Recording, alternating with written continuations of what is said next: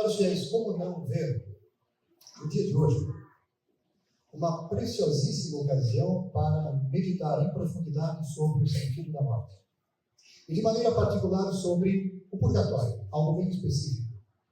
E eu começo esta meditação, este sermão, com uma pergunta retórica, só para estimular a nossa reflexão. A morte, o que vem a ser isso? Concretamente, de maneira prática. Ora, sabemos, caros fiéis, que nós, seres humanos, somos compostos de corpo e alma. A vida do corpo é marcada por esta união entre corpo e alma. Quando há a separação entre os dois elementos, quando a alma se separa do corpo, quando há a separação entre corpo e alma, isto constitui a morte. Concretamente, não quero entrar em outras questões, o que me interessa nesse momento, esta questão prática. Morte significa concretamente a separação entre corpo e alma. O corpo fica, se decompõe e a alma vai. O que acontece após a morte? Imediatamente após a morte. Resposta: o julgamento particular. Nós seremos julgados todos, infalivelmente, por nosso Senhor, por aquilo que tivermos vivido ou não vivido. E depois do julgamento, vem a sentença de salvação ou condenação. 3 são os destinos possíveis após a morte para aqueles que atingiram o uso da razão: o céu, o purgatório ou o inferno.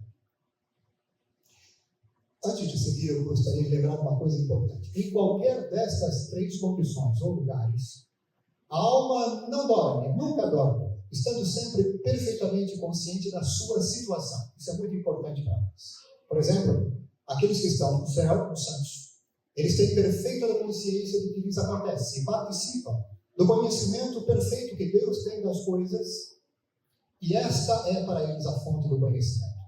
É por isso que eles sabem aquilo que pedimos, quando pedimos a sua intercessão, por exemplo, e assim por diante. Quem está no purgatório também tem consciência do seu estado. E os condenados no inferno também. Ora, qual é o critério? Uns vão para cá, outros vão para lá. Vamos nos lembrar de algo bem importante. Aqueles que morrem na amizade com Deus, concretamente, os que morrem em estado de graça, os que no momento da morte possuem a graça santificante, estão salvos. Ou vão diretamente para o céu, se estão completamente purificados, ou então passam pelo purgatório antes de ingressar no céu. Porque nada, nem ninguém que não esteja completamente purificado entra no céu. Portanto, se morremos na amizade com Deus, na graça, portanto, tendo a salvação garantida, e não estamos perfeitamente purificados, seremos purificados, certamente, neste lugar, nesta condição de lugar que é o purgatório. Então, vamos aproveitar a ocasião e lembrar o que é o céu. O céu é a condição e o lugar da perfeita e plena comunhão com Deus. O inferno o que é? É a condição e o lugar da perda definitiva de Deus. Eu ia me esquecendo. A condenação é causada pela morte sem arrependimento em estado de pecado mortal. Uma pessoa que morre em estado de pecado mortal, sem se reconciliar com Deus, até o último instante, ela se condena e para sempre. O purgatório é a condição e o lugar da necessária purificação, então, para se entrar no céu. Uma pergunta que eu faço: do que as almas, então, no purgatório são purificadas? Vamos lá. Elas são purificadas, em primeiro lugar, dos pecados veniais remanescentes, porque se estão lá, pelo menos resolveram o problema de todos os pecados mortais. Se morreram em estado de graça, foram reconciliados com relação a todos os pecados mortais. Isso está resolvido. Agora, pode ser que haja pecados veniais remanescentes. Então, há algo ainda para se resolver e purificar. O que mais? As consequências temporais do pecado. Sim, porque o pecado deixa consequências, deixa marcas. Por exemplo, as más inclinações, filhas da prática do pecado, da prática constante, cria vícios, cria más disposições, apegos ao pecado. Disso também somos purificados, porque não é possível que entremos no céu com o mínimo apego ao pecado, que é negação de Deus. Somos ainda purificados das penas temporais devidas ao pecado? Sim, porque o pecado, ele causa desordem no criado. Todo pecado, não importa qual seja, até mesmo o mais oculto, de pensamento, é pecado. Então introduz no criado, na igreja, uma desordem que exige reparação, expiação. De fato, eu gostaria de lembrar aqui, caros fiéis, tudo que nós fazemos de maneira consciente e deliberada durante o tempo da nossa peregrinação sobre a terra tem consequências na eternidade e no tempo. Tudo que nós fazemos, por exemplo, em termos de bem, moral ou de mal, pecado, tem consequências no tempo e na eternidade. Ora, as penas temporais devidas ao pecado têm relação com estas consequências temporais dos nossos pecados. E um outro elemento importante, esta purificação de tudo isso é vivida de maneira absolutamente passiva. A alma que está no purgatório não pode fazer mais nada por ela mesma. É o tempo da mais pura purificação. É Deus quem se encarrega de purificá-la. Mas nós, os vivos, podemos fazer algo por elas. Por exemplo, através da nossa oração, da missa, daqui a pouco eu aprofundo isso, podemos aliviar essas almas, ou abreviar o tempo da sua purificação. E assim, entram mais rapidamente no céu. Que bela obra de caridade, caros fiéis. Que belíssima obra de caridade. Eu gostaria de lembrar a esse respeito, para mostrar como também as Sagradas Escrituras falam desta realidade, este trecho que foi para nós a epístola, hoje aqui, nesta missa da noite. Este trecho das Escrituras que você encontra no segundo livro de Macabeus, no capítulo 12, versículos de 43 a 46. Acompanhem, vou retomar. Numa outra tradução, mas tudo bem. Em seguida, ele, Judas, Macabeu, organizou uma coleta, enviando a Jerusalém cerca de 10.000 dracmas, para que se oferecesse um sacrifício pelo pecado. Belo e santo modo de agir, decorrente da sua crença na ressurreição. Pois, se ele não julgasse que os mortos ressuscitariam, teria sido vão e supérfluo rezar por eles. Eles quem? Os mortos. Mas não é supérfluo. Se ele acreditava que uma belíssima recompensa aguarda os que morrem piedosamente, era esse pensamento de orar pelos mortos um bom e religioso pensamento. Eis porque ele pediu um sacrifício expiatório para que os mortos fossem livres de suas faltas. Segundo o livro de Macabeus. Ora, a palavra de Deus diz que é útil rezar pelos mortos. A pergunta que eu faço é a seguinte: por quais mortos? Vamos entender como isso fala concretamente de purgatório. Por quais mortos? É questão agora de raciocínio, caros. Vamos lá. Seriam os mortos que já estão no céu? Não. Eles não precisam das nossas orações. Já chegaram à plenitude. Nós é que precisamos agora da ajuda deles e não eles de nós. Então não é para eles. Aliás, nós já celebramos a festa deles ontem no calendário tradicional de todos os santos. É isso? Pedindo a intercessão deles, inclusive para nós. Não, as orações que nós oferecemos sob forma de sufrágio não é para quem está no céu. Seria para quem está no inferno? Não, também não, porque não adianta mais nada. Lamento. Não adianta nada. Não sairão nunca mais de lá e não vai resolver, não vai aliviar mais nada. Então não é para quem está no inferno. Esquece. Logo, há uma terceira condição, na qual há almas para as quais esta oração é uma vantagem.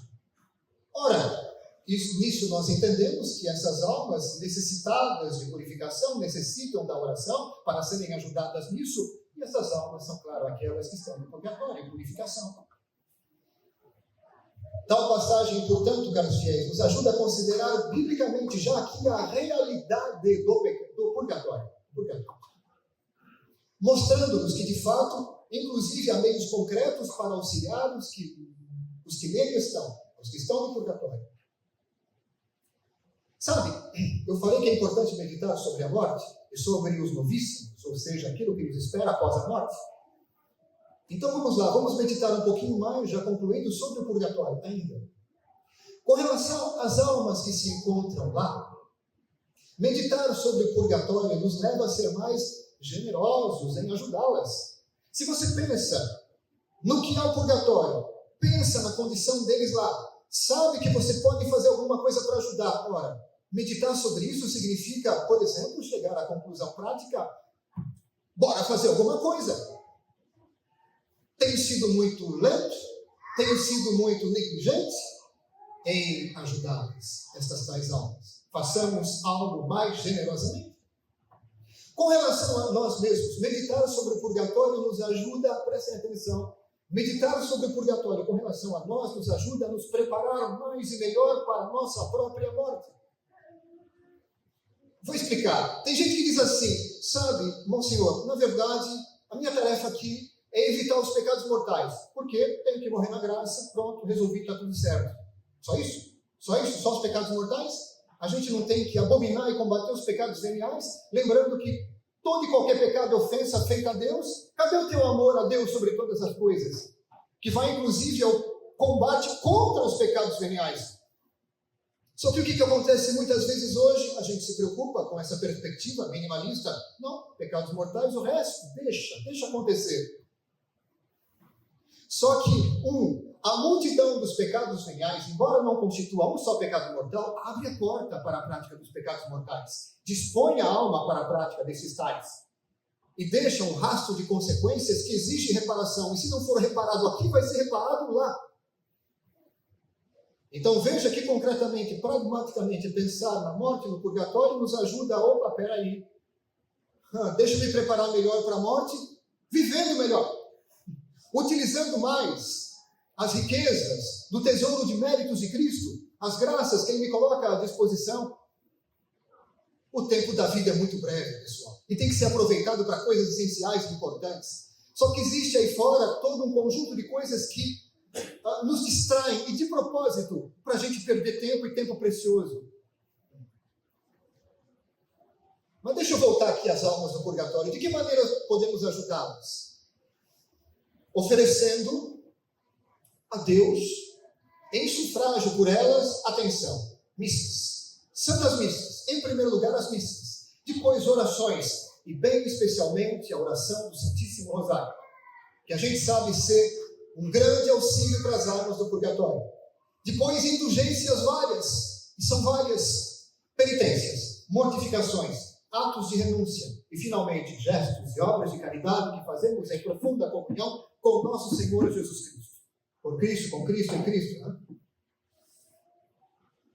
Isso são as almas do purgatório, bem resumidamente. E o que nós podemos fazer para nos ajudar? De que maneira nós nos ajudamos?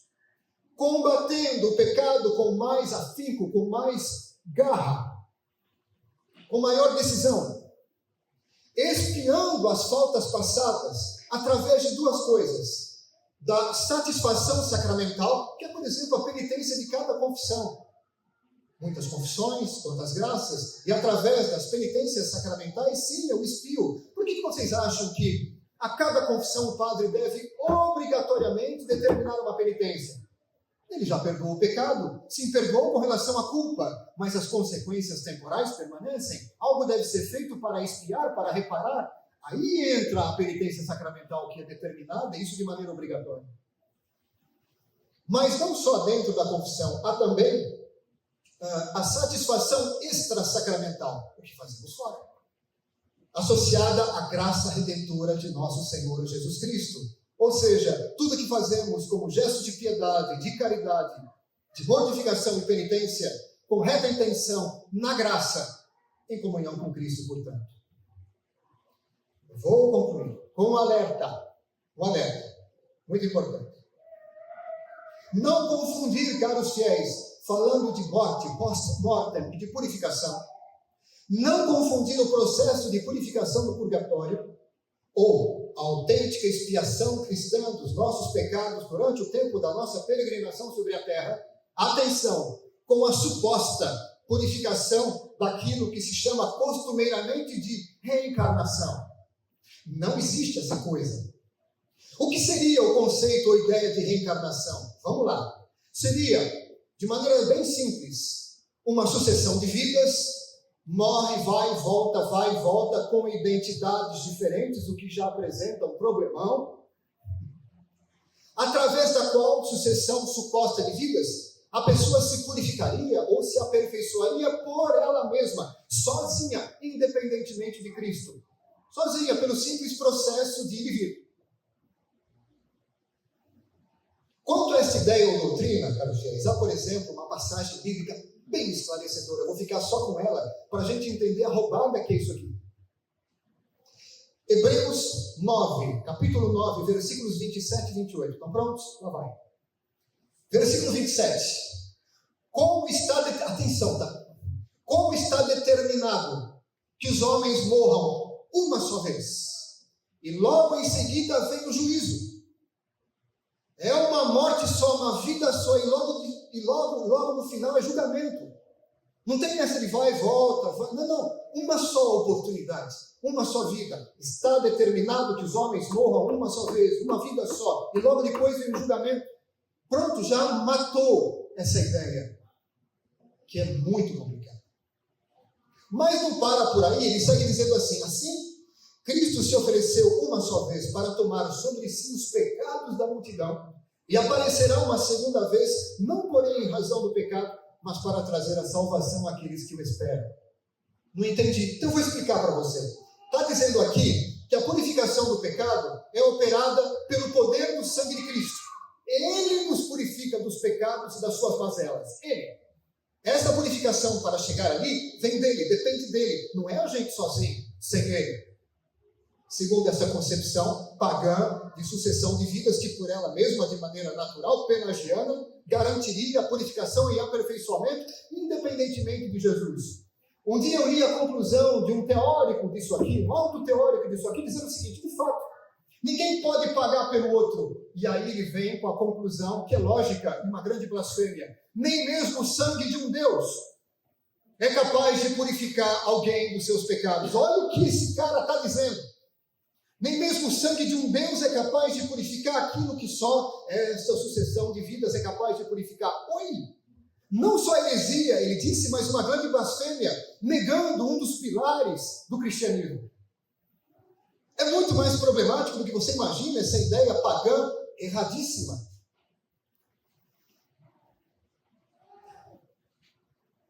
Erram, portanto, gravemente, caros fiéis, os que ainda hoje aderem à doutrina da reencarnação, quaisquer que sejam as suas expressões ou variações. Como erram também os que negam a existência do purgatório, para nossa admiração e tristeza, negando consequentemente a importância de ajudarmos as almas que lá se encontram, e elas, pobres, por conta desse erro que se alastra, ficam sem se beneficiar com essa ação de caridade, porque dizemos, não tem, não precisa. Além de ser uma grave heresia, traz um grande prejuízo para as almas que lá estão. Não aconteça, caros fiéis, de entrarmos nestes erros, nem nenhum erro. Sejamos generosos, caros fiéis, em virem auxílio dessas almas, através de missas, orações, gestos de abnegação, renúncias, sempre em comunhão com Jesus, para aliviá-las e abreviar o tempo de sua purificação. E não nos esqueçamos de invocar Nossa Senhora, que ajuda tanto das almas, muitíssimo. Nossa Senhora do Rosário vem em auxílio deles e em nosso auxílio. Louvado seja nosso Senhor Jesus Cristo. Assim seja louvado. Em nome do Pai, do Filho e do Espírito Santo. Amém.